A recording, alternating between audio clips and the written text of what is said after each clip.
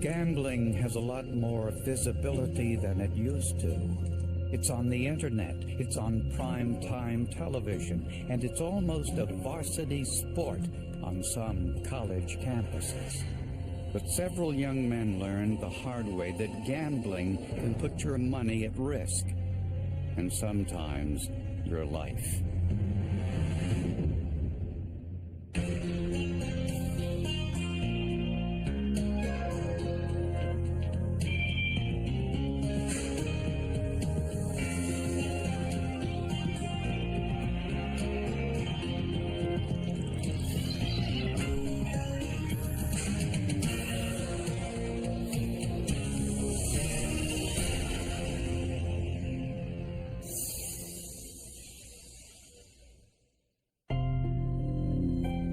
Gambling isn't confined to casinos, church bingo, and backroom card games anymore. Now, it's everywhere. There are poker tournaments on the computer. You can play sports wagers offshore, and you can play the daily lottery, now run by local governments. 28-year-old Jason McGuigan saw gambling as a way to have fun and also make a living. He dabbled in casino gaming, but his real love was sports handicapping. He was known to wager thousands of dollars on a single event. He was not a bookie. He had made the offer to quite a few people that if you give me some money, I'll sign you up with a betting service and give you advice. He was essentially trying to sell his advice. McGuigan had spent some of his time with his associates and acquaintances boasting about the gambling. He almost was starting to emerge as sort of a wannabe gangster. On a warm June afternoon, Jason's aunt stopped by his apartment to pick up an old computer. She found the back door open. Inside were the remnants of a massacre. Jason McGuigan is laying on his back on the bed with his feet curling over the bed to the floor. McGuigan had been shot twice with a 9mm handgun. Jason's two friends, Daniel Swanson and Dustin Wilson, were shot to death in the living room. It could have been a professional hit just because of the way these bullets went into people. Inside Jason's apartment was a receipt for a 9mm Glock pistol. He had purchased it just a few weeks earlier, but the gun wasn't found in the apartment. Also missing was the key to Jason's bank's safe deposit box. Investigators believe Jason McGuigan was the intended target, and that his two friends sleeping in the living room were simply in the wrong place at the wrong time. It's just totally unexpected. He didn't really have any enemies that we knew of at all. So when this happened, it was a big surprise to us. Jason, Dustin, and Daniel, they were just normal kids, trying to make something out of their life. They weren't bad kids. When local news agencies reported the murders, a witness came forward with some revealing information. A few hours before the murders, the witness saw three men in a Cadillac Escalade shouting obscenities and making inappropriate gestures to an Asian man in the car behind them. She remembers it clearly.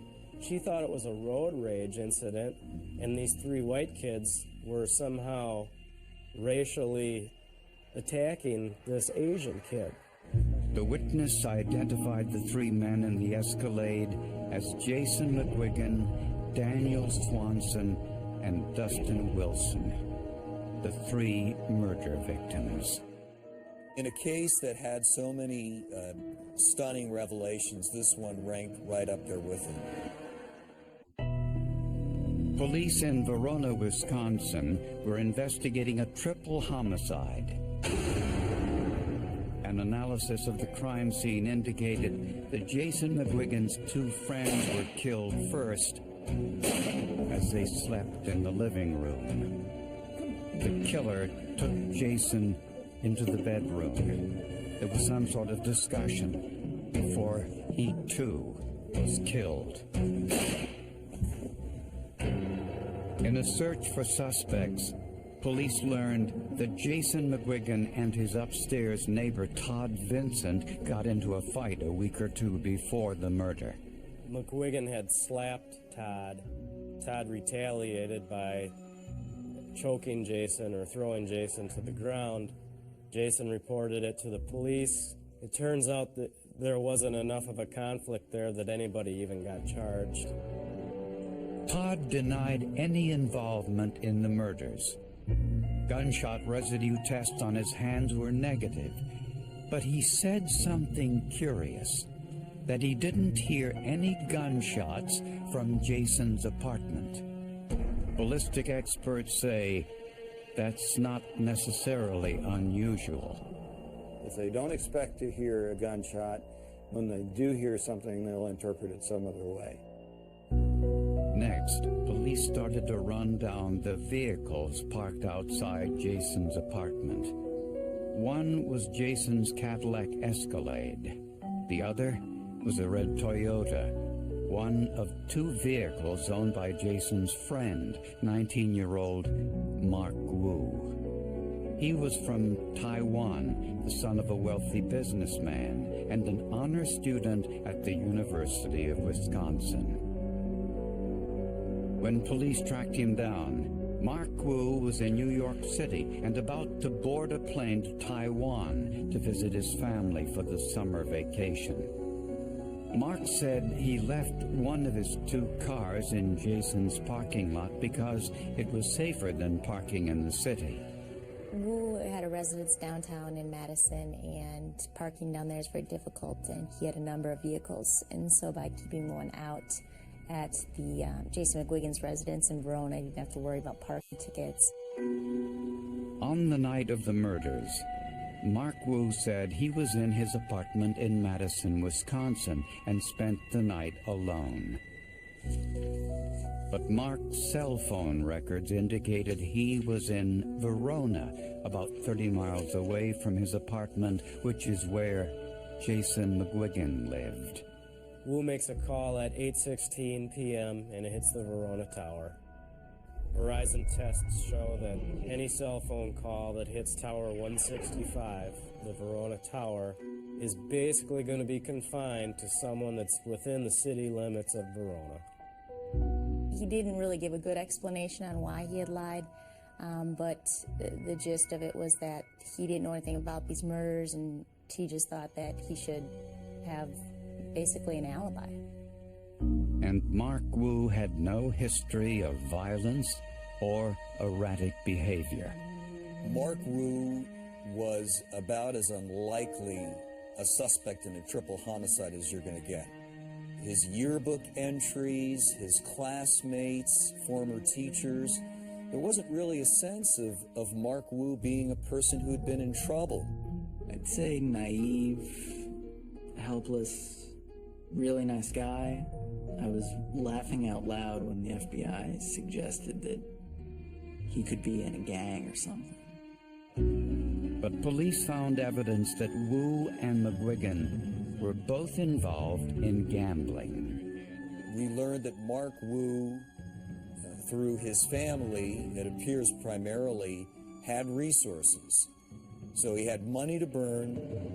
5 days before the murders, Mark Wu gave Jason McGuigan a large sum of money to bet on a professional baseball game. One game in particular was the Major League Baseball game, Pittsburgh versus Cleveland. That game happened to go 15 innings and lasted about 5 hours. Mark Wu used his cell phone to call a sports betting service that night to find out which team won. The pitcher takes the sign, winds up, the pitch, it's in the dirt, past the catcher.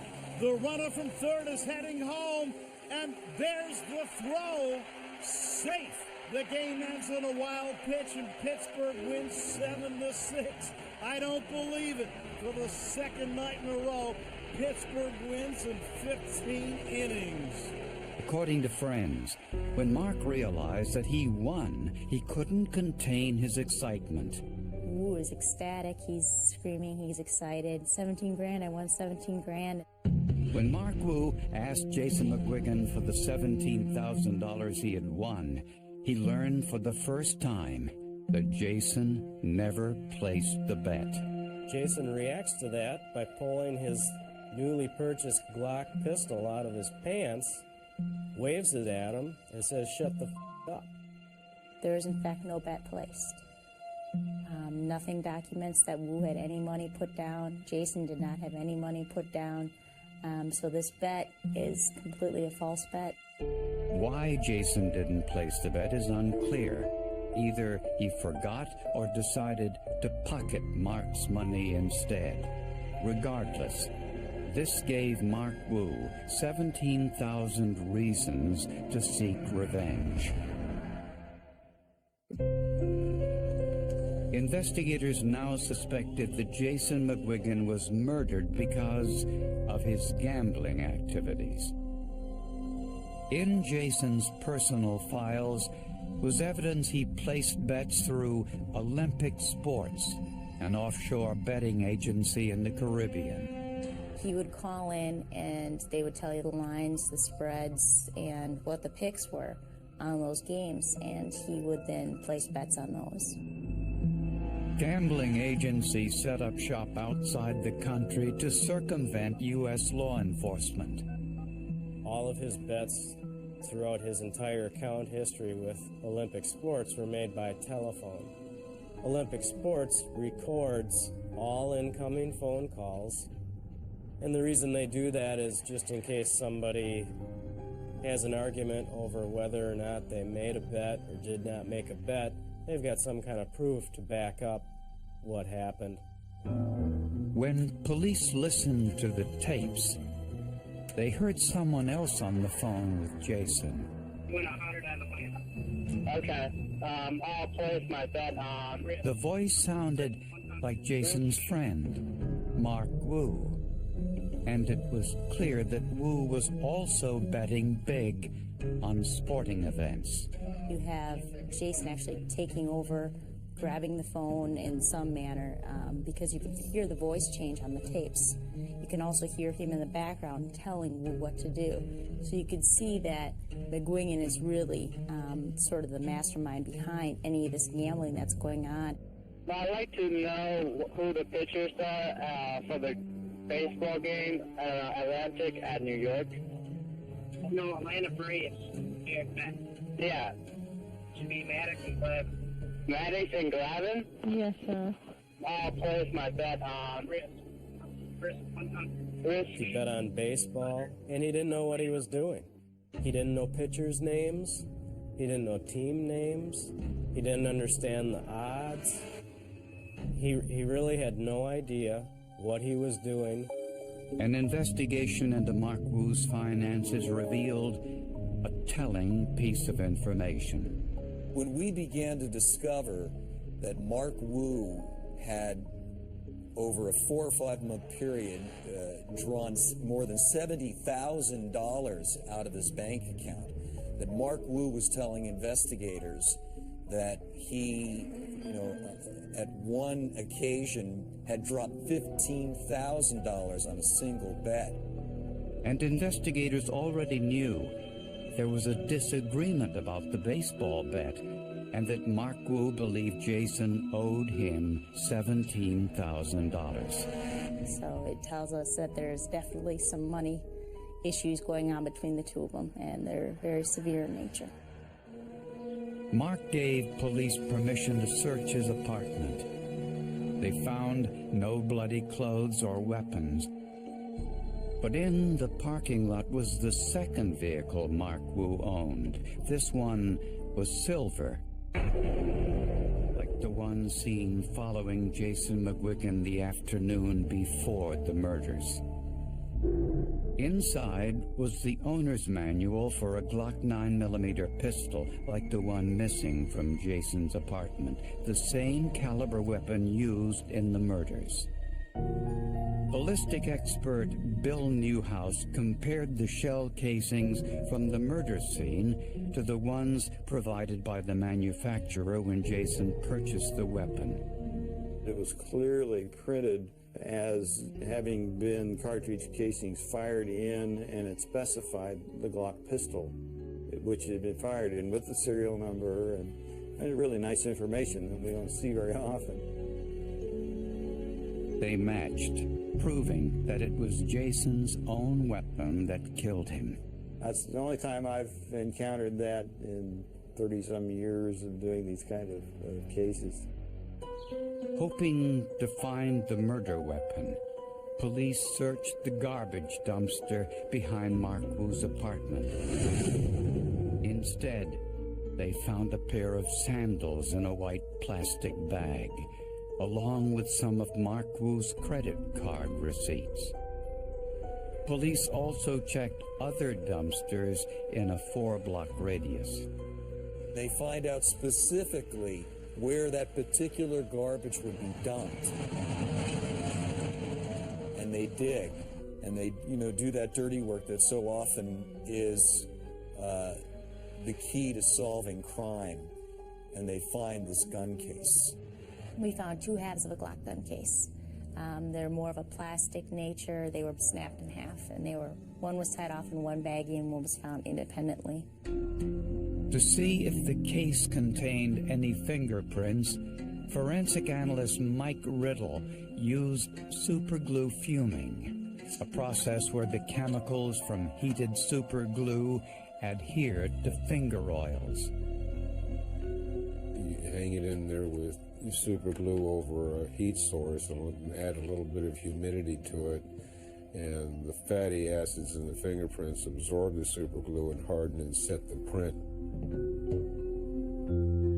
Riddle saw what he thought might be some partial prints and used yellow dye to enhance the image. These partial prints were in an unusual location. They were in one of the corners in a curved portion of the gun case, partially covered by the foam rubber that was in there. Had I not removed the foam rubber, I probably would not have been able to develop these prints using super glue. The prints belonged to Mark Wu. And on the sandals from the garbage dumpster, scientists found tiny, mist-like droplets of blood. I knew that size was indicative of the application of what I would term a high-energy application of force to the blood source. That's consistent with the bullet impact, of course. DNA testing revealed the blood on the sandals came from the youngest murder victim, 17-year-old Dustin Wilson. Ironically, the dumpster should have been emptied the day after the murders, but the garbage truck driver didn't pick up that day. We spoke to the garbage collector, and he admitted that he often fibs on the document, indicating that he did pick it up when in fact he does not pick it up. Mark Wu was arrested and charged with 3 counts of first-degree murder, but he would never be convicted.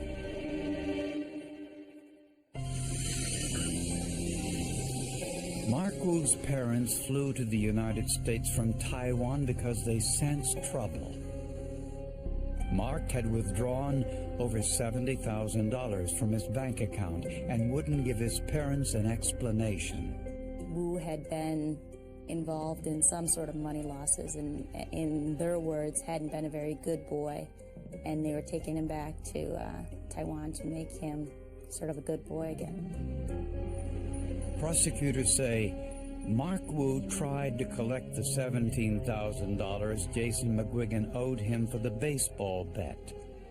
He wanted to deposit this money into his bank account to placate his parents. But Jason didn't place the bet, so he refused to pay. Around 3 p.m. on the day of the murders, a witness saw Jason McGuigan's friends threaten Mark Wu, angry apparently because Wu had been following them. Later that night, around 8 p.m., Mark broke into Jason's apartment, but Jason wasn't there. So he stole Jason's 9mm Glock pistol. Then called Jason, asking him what time he was coming home.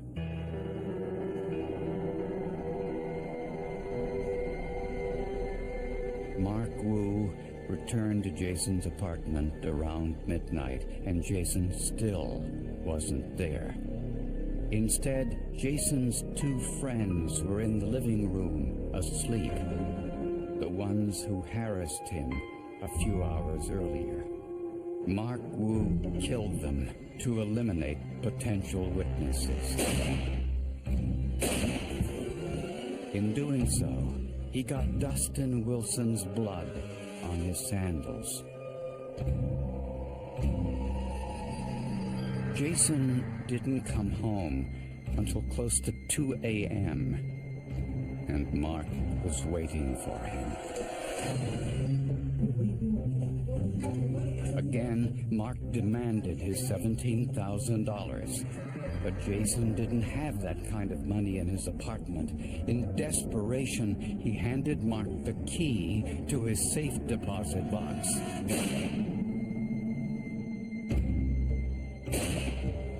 Then Mark shot Jason with his own gun. No one knows what Mark did with his bloody clothes and Jason's gun. He threw the gun case containing his fingerprints in a garbage can a few blocks from his home. He put his bloody sandals in a garbage bag and tossed them into the dumpster behind his apartment with the identification provided by his credit card receipts.